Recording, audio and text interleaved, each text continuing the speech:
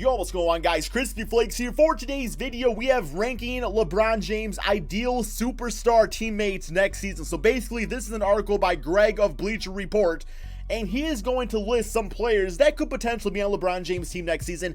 I thought it'd be kind of fun to go through each of these players to give you guys my opinion on how exactly that type of player would fit in with LeBron James and the Los Angeles Lakers. So before we get going on this video, if you guys could do me a quick favor and please drop a like on this one. Remember, guys, it only takes a second of your time and it really does help the channel grow out so much. Also, as always, I am posting daily on my second channel, Extra Crispy. I know today, guys, I just went over like off-season priorities for all 30 NBA teams. So you want to go check that out, guys, go check out the second channel, Extra Crispy. Thank you all so much for that. So yeah, man, let's go ahead and get started on this. Now, keep in mind, you know, the article is always posted in like the link or the description of the video. People always say, Crispy, why don't you just like read the article? For me personally, it's more fun to read the headline and give you guys my own opinion instead of using this guy's opinion right here. Like, he gives me the headline, I give you guys my thoughts about it. That's kind of how I like to roll with this. So the first player we have listed, number 7, so there's gonna be 7 players listed here, is Chris Paul. So of course, the point guard of the Houston Rockets. And I would say, man, Chris Paul is probably like the last case scenario you want to go for here, because if you end up trading for Chris Paul, not only are you like taking on his ridiculous contract for like the next 3 seasons or so, but that also means that you are saying goodbye to the era of Lonzo Ball, because Chris Paul is going to start at point guard. I mean, I guess in theory, both those guys could play in the backcourt together, but chances are, you know, you have decided to invest kind of in the short term of just getting some guy that LeBron James is going to like. I don't mean to call Chris Paul just some guy, but I think there's a lot better options out there. Now, as far as these guys playing together, I mean, yeah, they would definitely make it work. Do I think an aging Chris Paul and LeBron James can win the NBA championship? No, I do not. So I would probably avoid this at all costs, but it would be interesting to see, to say the least, just because, you know, years back, when the Lakers originally tried trading for Chris Paul and it was vetoed by David Stern. Of course, he ended up going to the Clippers and people said the NBA was rigged. It would be kind of fun to see Chris Paul in a Lakers jersey. But would I do this if I was management? No, I think I'm going to steer clear. I do think that you could probably go out there at least via trade and trade guys like Ingram or Lonzo Ball and try to get some better fits around LeBron James. Just because, not to mention, it's like you're not signing Chris Paul. You have to put together some sort of trade package. I don't even know how they even do that, because with his contract, and there's not like a lot of contracts on book for the Lakers, they don't really have like salaries to make a match anyway. So maybe being in the offseason, maybe that's all different, the cap space and everything like that. But regardless, I think it's kind of just a ridiculous choice, and I don't really want to see this happen, but it would be fun to say the least. Next up, we have Jimmy Butler. So he's only listed as number 6. I actually like this one a lot here, man. The reason I like Jimmy Butler is because I feel like he would be like the ideal Robin to LeBron's Batman. And I don't mean to like make this comparison, but in a way, I guess I do. Kind of like what Chris Middleton does for Giannis, where it's just like the perfect fit. Like, he's going to go out there and do his thing, but he knows he doesn't need to be the first option.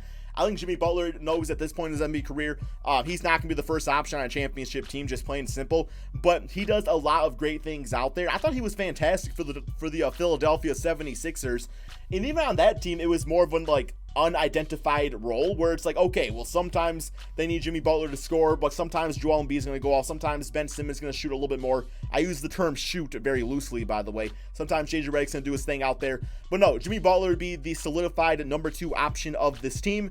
And I mean, what I really like him for is defense, just because not only he's a great defender himself, but I feel like he just has that personality where he could get LeBron James to play good defense again. Like, he would not be afraid to tell LeBron James how it is.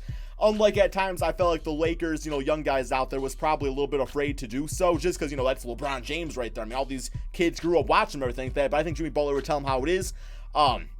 He's someone that can knock down the big shot. I mean, really, he can score from anywhere on the court as far as I'm concerned. I mean, you know, he's not going to be shooting from like the logo like Curry or nobody like that. But still, man, I like Jimmy Butler for a lot of different reasons playing on this team. Just gives it some consistency out there and just a nice locker room guy. And I know you guys are saying, man, like, oh, like locker room guy because look what he did to the Minnesota Timberwolves. No, man, just like it gives them a direction. And I feel like his personality with LeBron James in the right circumstance would be good for the locker room overall, man. So I do like this fit a lot here too. Next, we have Klay Thompson. So me personally, I don't think that Klay Thompson is going to the Lakers. I don't really see that happening. Like, I have him probably going back to the Golden State Warriors. Like, if you're the Warriors, you throw this man as much money as he's asking for. He's definitely earned it. But, yeah, as far as Klay Thompson goes with LeBron James, the nice thing about that is that you could go out there and get, like, another big name. Because Klay Thompson has always been known as a guy that can get it done as the second or third or even sometimes the fourth option of an offense. I mean, typically he's usually a top 2 or 3 option, but there's games out there, of course, depending on who's playing the lineup and who's getting the basketball. But I mean, just like playing with LeBron James, run off screens, gives one of the best floor spacers in the entire NBA, if not the second best behind Stephen Curry, because of course Klay Thompson, one of the top shooters of all time. Of course, he goes out there and plays defense. I don't think his personality is quite as aggressive as the Jimmy Butler's would be. So as far as like motivating LeBron James to do certain things out there, I don't know if he's quite that type of guy, but he would be a great fit regardless. Of course, you know, not only are you getting Klay Thompson, but you are making the Golden State Warriors weaker. So it's kind of a win-win scenario right there. And maybe you can teach him all the secrets out there, the Warriors, to get him past them, you know, going forward. Or at least, well, I guess let's work on actually getting to the playoffs first, you know, kind of go from there. Next up, we have Bradley Beal. So do I think he's a better fit than, you know, a Klay Thompson? I don't think so, man. I really don't think so, because you know, as far as Bradley Beal goes, it seems like he's played his best basketball when like John Wall's been injured. Like when John Wall and Bradley Beal played together, the team was like fine, but Bradley Beal put up his best numbers by himself. So it's like, is it a case where Bradley Beal might be a high like priority in the offense? He needs that to really get the most out of him, because in this case, man, once again, it's like LeBron James is the main man out there. But I guess at the same time, you feel like, especially during the regular season, LeBron would be okay like not being the number one option. Like maybe he's looking for that big time scorer like a Bradley Beal to go out there and just take over during the regular season, and then come playoff time, LeBron James mode, you know, kind of activates. So you know, Bradley Beal is a guy that can handle the basketball. He can run off screens. He can do his, you know, he can really do everything out there, man. I mean, he was an all-star last season for the Washington Wizards. You put him into a win-now scenario, which is different, man, because, you know, it's different putting up numbers on a team that's not winning, like the Washington Wizards, or, you know, going into that big spotlight and, like, being asked, okay, I want you to put up these big numbers, but also we got to win basketball games. So you have to somehow find that fine balance between doing what's right for the team, but also, you know, putting up the numbers yourself too. I mean, Kevin Love, of course, had that issue back on the Minnesota Timberwolves, where it's like, yeah, he was putting up these great numbers, but as soon as he got into a winning scenario, the numbers were still good, but he had to kind of backpedal a little bit right there to make the team work. And sometimes that does not work for every single player out there, man. So Bradley Beal, though, it would be an interesting fit to say the least.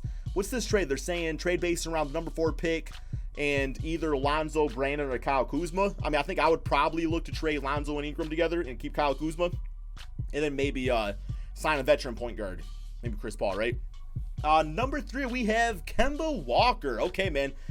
So Kemba Walker is going to be asked, you know, would be getting a lot of money in this circumstance. I mean, he would be like a max contract guy, which I don't think Kemba's leaving the Charlotte Hornets. I think that he is going to be there his entire career, and I think he's going to end up getting the super max. But as far as Kemba Walker goes, you know, his kind of style of play is always, okay, I'm going to have the basketball and I'm going to put up numbers. So LeBron James would be by far the greatest player that Kemba's ever played with on an NBA team.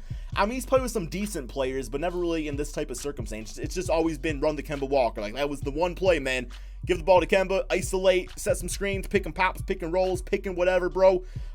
So yeah, I mean, it would be another circumstance, as I was saying with Bradley Beal, where it's like, okay, Kemba Walker is the type of guy that during the regular season can be the man out there, but come playoff time, let's see how we can actually operate with LeBron James, you know, kind of go into takeover mode. But once again, like, I would be okay with this. It would all depend on, you know, some of the guys they would be able to keep and kind of what they would do out there. Because if you get Kemba Walker, once again, Lonzo Ball's probably gone.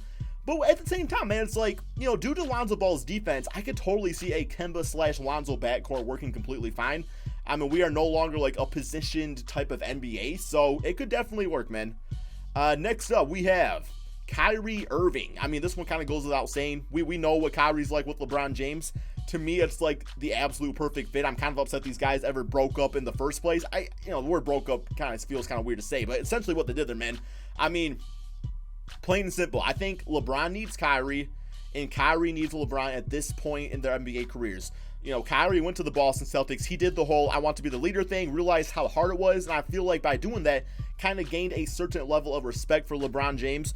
But I always feel when it comes to these two players, the reason they fit so well together is because they are the masters of their own craft, their own play style, and those two type of play styles they are so great at mesh very nicely together. And that is, you know, LeBron James being the main ball handler, being the guy that makes the decisions out there, then Kyrie Irving kind of filling in the holes as needed to LeBron James, man. Yo, that kind of sounds suspicious, but pretty much what I'm saying out there is that, like, the great thing about Kyrie is that sometimes LeBron James, and I don't mean this in a negative way, but it seems like sometimes he has been known to not want the big, I'm not going to say back down from the big moment, but sometimes he doesn't want the big moment when it comes to making the big clutch shots. And Kyrie can go into complete takeover mode and knock down 3 or 4 straight three-point shots and bring a team back into it, man. That's always worked well with LeBron James for whatever reason, so I like that a lot. Then finally, the number 1 ranked player would be Anthony Davis. So the reason I like Anthony Davis to play with LeBron James is because you look historically at LeBron James' success in the NBA, he's always had like some sort of really good big alongside him. Going back to his rookie season up until his final days in Cleveland the first time, he had Zydrunas Ilgauskas, and that guy was a fantastic big man himself. I mean, really a Cleveland legend if there ever was one, besides LeBron, of course. And then, of course, in the Miami Heat, he always had, you know, Chris Bosh on the team. Then, of course, returning back to Cleveland, he always had Kevin Love. And then, of course, you know, his first season on the Lakers did not really have that dominant big guy. I mean, you know, say what you want about Kyle Kuzma, but he was no Chris Bosh or Kevin Love or, you know, Zydrunas Ilgauskas even, man. So Kuzma's still great, just not that dominant big guy, just a different type of player, man. And, of course, they had, like, JaVale McGee at center. So, yeah, Anthony Davis gives LeBron the greatest big guy he would ever play with, and that is something I definitely want to see happen out there. I would say out of all these trades, I want to see Anthony Davis play with LeBron. It would be so interesting just watching those guys play off each other. I feel like their style of plays would mesh very nicely together. I feel like the respect these guys both have for each other's games, it would just be the optimal situation. So you guys let me know in the comment section below. Out of all these players, which one do you want to see play with LeBron the most? As far as these rankings go, would you say it was pretty even?